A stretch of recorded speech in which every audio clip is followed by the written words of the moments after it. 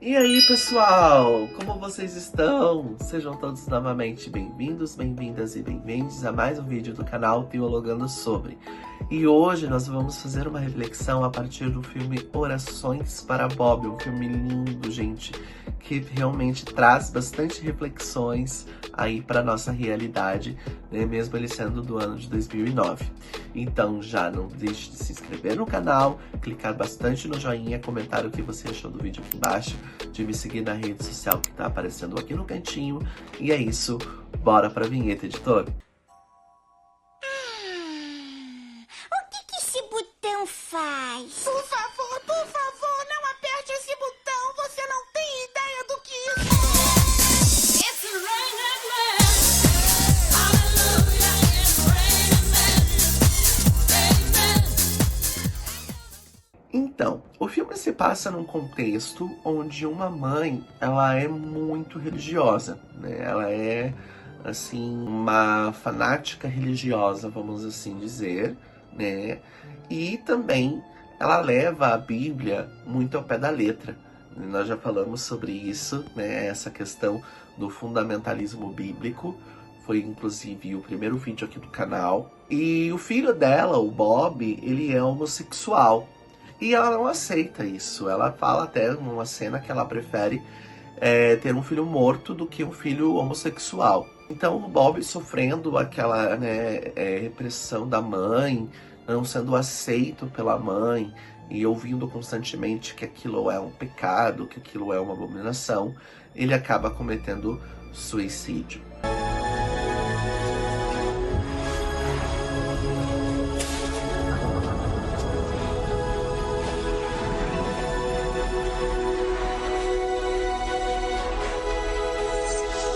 Essa tentação está à sua volta. A fé não é o suficiente. Que foi que você gosta de mim? O poder da oração e o trabalho Mas eu duro. quero ficar com você. Disciplina. Não só mental, mas física. Fica comigo. E quanto você? Vem. Eu não Gostaria de entendo. compartilhar sua história? Isso requer disciplina. O que está acontecendo de errado? Eu não vou ter um filho gay.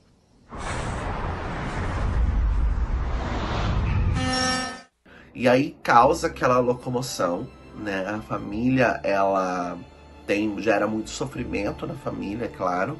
Inclusive na própria mãe, né? Porque não se imaginava até então que aquele comportamento da mãe, aquela reação da mãe perante ao filho, né? Ser homossexual resultaria no que resultou, né? Isso não é spoiler nenhum, tá, gente? Até porque o filme, ele tem o andamento dele a partir desse acontecimento, né? Então aí causa, né, como eu falei, causa toda uma reação na família de grande tristeza e de grande dor, e até acabam que meio que acusando a mãe do Bob, né, por ele ter feito isso, porque ela, né, negava, ela colocava na cabeça dele que aquilo era pecado, ela não aceitava o filho, né? Tem uma cena muito linda que ele fala, né, pra ela, até antes dele, né, cometer o suicídio. Ele fala pra ela que ele pergunta por que ela não aceita, que ela, né, que é quem ele é. Ele fala, esse é quem eu sou, né? You admit that. Why can't you admit that you can't stand what I am? What you've become. What I am. I'm sorry, I'm not the perfect little Bobby you always wanted. But I can't keep apologizing for it, Mom. Accept me as I am, or forget it. I won't have a gay son. E aí ela pega e fala, eu prefiro ter um filho morto do que um filho homossexual. Aí, passando ali, né, durante as cenas, tem um filme que ela conversa com o padre da paróquia dela, e ela cita o livro de Levítico 18:22, que, né, vai lá se refletir também, se repete, né, com maior ênfase no Levítico 20, versículo 13. E ela fala, não, mas Levítico 18:22 está lá, que o homem que se deitar com outro homem, isso é uma abominação. A homossexualidade é um pecado imperdoável. Levítico 18:22 diz que se o homem deita com outro homem, isso é uma abominação. Abominação naquela época não quer dizer pecado, isso não está claro. Levítico também continua dizendo que comer marisco é abominação ou misturar tecidos.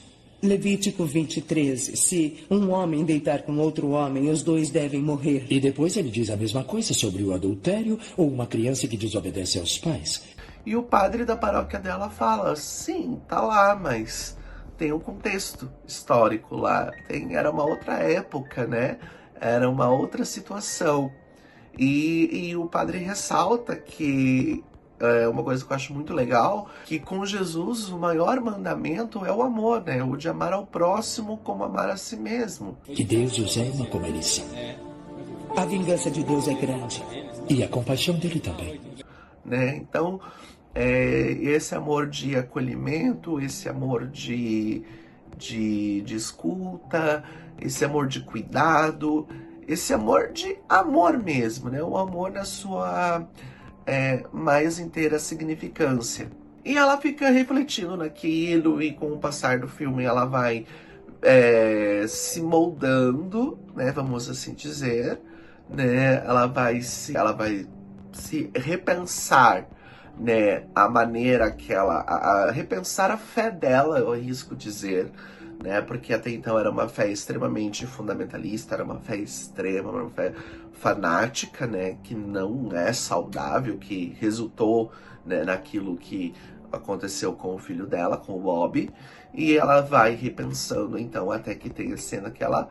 né, então ela fala abertamente, e é uma cena linda, né, que quem já assistiu o filme fala sobre, né, o quão linda é essa cena, o quão comovente essa cena, depois que essa mãe, então, ela percebe que ela poderia ter o filho dela ali com ela ainda, se o comportamento dela, se a reação dela fosse diferente do que foi. Mas por que eu trouxe esse filme aqui pra nós hoje discutirmos, né, um pouquinho, né, fazermos uma reflexão nesse vídeo? O filme Orações para Bob, ele representa a realidade, né, de muitas pessoas mesmo, da comunidade LGBTQIAPN+, e ao mesmo tempo, ele apresenta a realidade de alguns líderes religiosos. Então, vamos lá.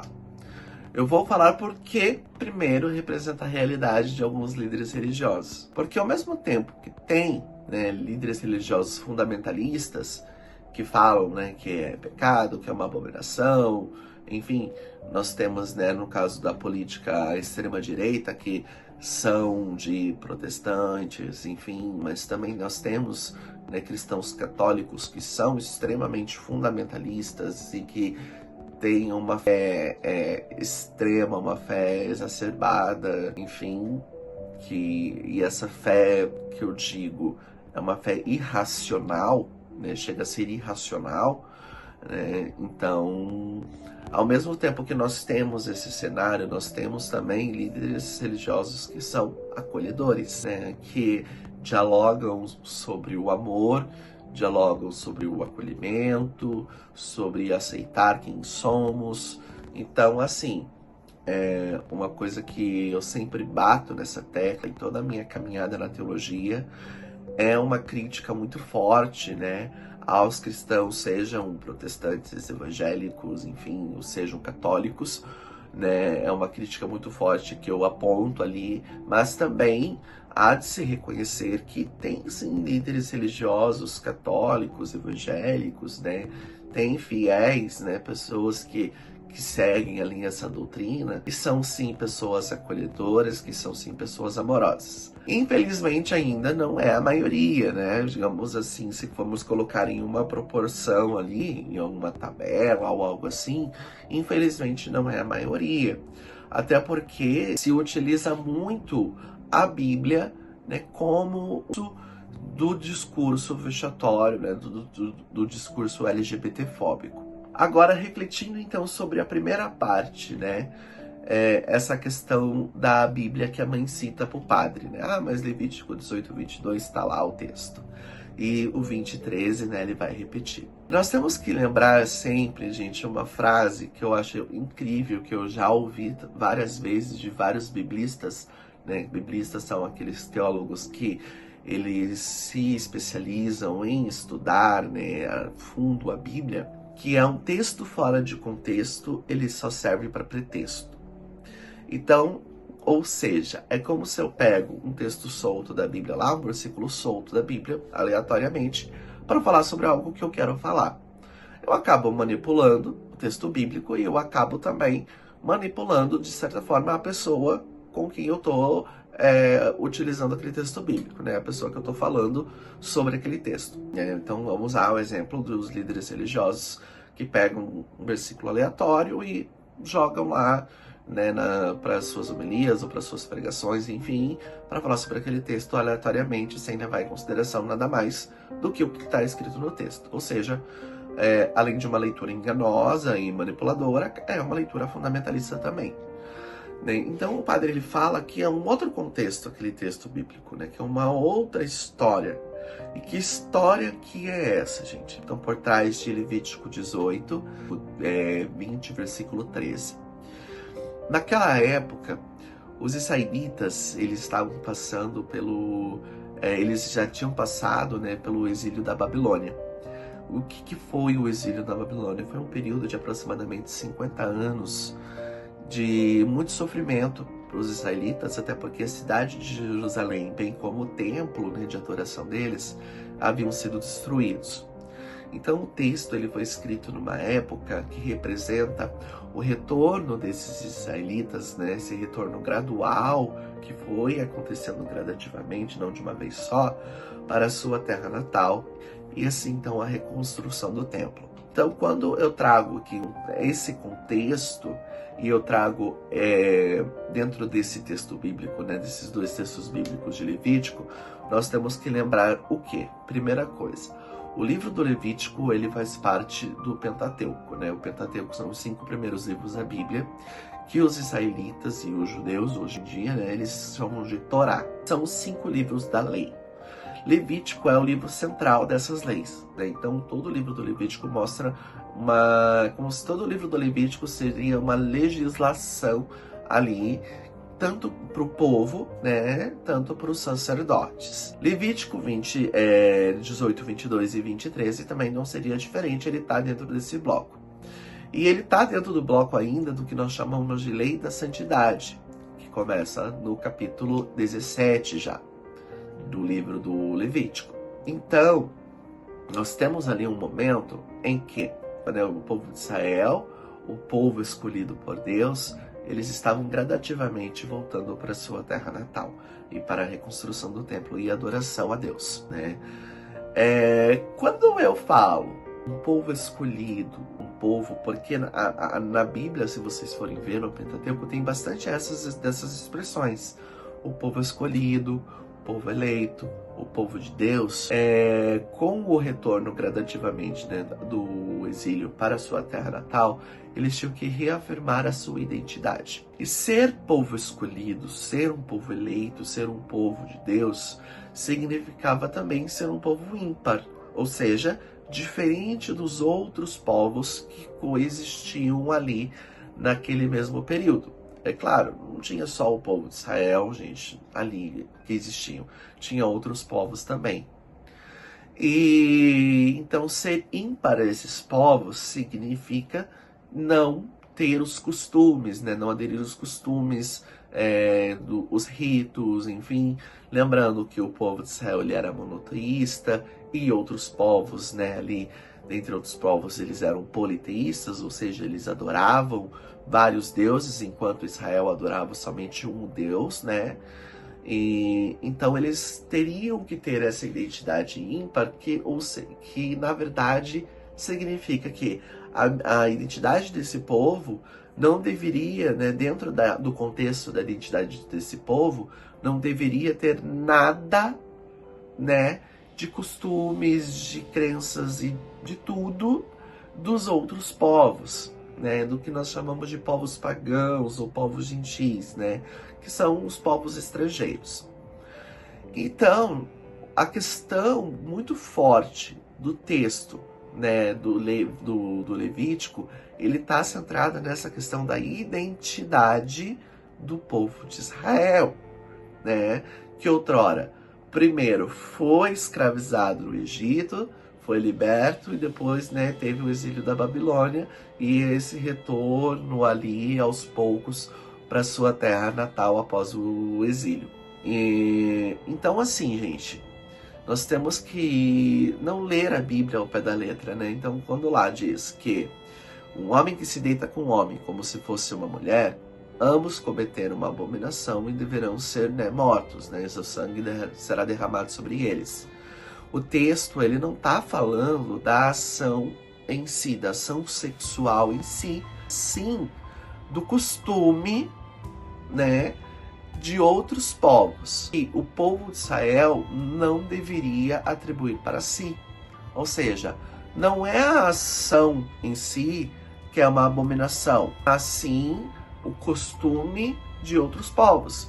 Porque outros povos, eles tinham essa questão da relação sexual como uma forma de adoração, uma forma de oferenda aos seus deuses, né? E Israel não poderia se equiparar, ou seja, não poderia fazer o mesmo que os outros povos. Então isso nos faz refletir se o que está escrito ali realmente é sobre a ação, né? Ou se é uma questão de um costume, né? Então, e sim, é uma questão identitária, né? Ou seja, envolve a identidade. Por quê?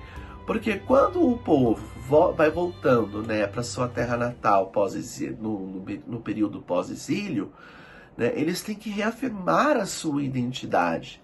Eles têm que, né, praticamente como criar novamente uma identidade de Deus, de povo escolhido, povo eleito, do povo separado dos demais, né? Então eles teriam sim que ter leis que não só que regissem ali leis entre eles, mas também leis que, para que eles não fizessem costumes, não tivessem ali nenhuma relação com outros povos, né? E é dentro desse contexto, então, que o padre lá do filme de Orações para Bob fala para a mãe dele, né? Quando depois que o Bob, né, acaba se suicidando, ela vai questionar o padre, né? Como eu falei.